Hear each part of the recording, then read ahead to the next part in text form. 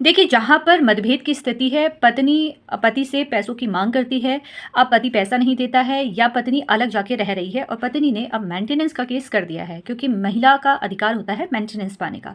जहाँ पर मतभेद है, कलेश उत्पन्न हो चुका है, पत्नी ने आपको छोड़ दिया है, तो वहाँ पर मेंटेनेंस का मामला तो आना ही आना है। अब सवाल ये उठता है कि पति को आखिर कितना मेंटेनेंस देना होगा, किस तरह से कैलकुलेट किया जाता है।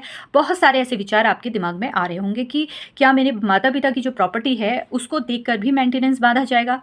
इस तरह के विचार आना स्वाभाविक है। अब आज इस वीडियो के माध्यम से मैं आपको यही जानकारी देने वाली हूँ कि आखिर मेंटेनेंस का जब केस पत्नी करती है, जब उसके द्वारा पिटीशन दायर की जाती है, जहाँ पर वो साफ तौर पर लिखती है कि इनकी इतनी प्रॉपर्टी है, यहाँ-यहाँ ज़मीन है, जो इनकी माँ है, उनकी इतनी सैलरी घर पे आती है या पिताजी के पास इतना पैसा है, ये पूर्ण संपन्न परिवार है और मुझे इतना पैसा चाहिए ही चाहिए। जहाँ पर मेरे पति की सर्विस में इन्होंने आज तक इतना पैसा बचा के रखा है, इतने एफडी है, बहुत सारी डिटेल महिला के द्वारा दी जाती है।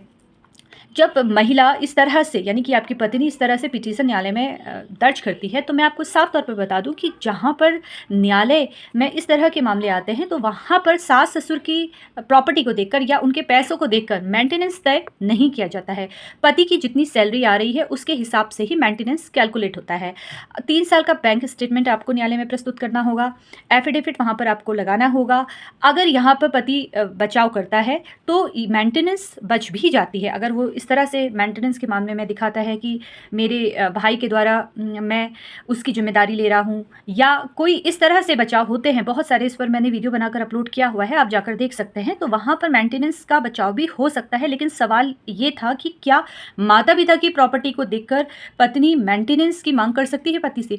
तो यहाँ पर सिर्फ पत्नी अपने पति की जो करंट उसकी इनकम आ रही है उसके आधार पर ही मेंटेनेंस कैलकुलेट की जाएगी। अब यहाँ पर सवाल ये भी उठता है कि अगर पति नौकरी छोड़ देता है और वो नहीं कमाता है, उस स्थिति में क्या होगा? क्योंकि करंट में तो उसका इनकम ज़ीरो है, तो यहाँ पर बैंक उसके पिछले जो बैंक अकाउंट है वो सारे डिटेल देखेगा कि पति के द्वारा नौकरी क्यों छोड़ी गई है। क्योंकि बहुत सारे ऐसे पति पुरुष वर्ग है जो मेंटेनेंस के चक्कर में अपनी नौकरी छोड़ देते हैं। वो ये सोचते हैं कि मेरी नौकरी ही नहीं रहेगी तो मेरी पत्नी मुझसे पैसा कैसे मांगेगी।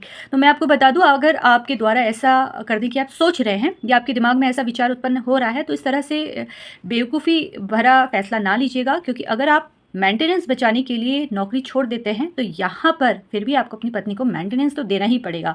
आपके बैंक अकाउंट की डिटेल देखकर ये सारी चीज़ें तय होती है। आपकी करंट में इनकम कितनी आ रही है उस हिसाब से पत्नी मेंटेनेंस की मांग कर सकती है। न्यायालय उस हिसाब से कैलकुलेट करता है। फिलहाल कानूनी जानकारी प्राप्त करने के लिए इसी तरीके से आप लोग मुझसे जुड़ते रहिए और आप मेरे सोशल मीडिया के अलग अलग प्लेटफॉर्म पर मुझसे संपर्क कर सकते हैं, जुड़ सकते हैं।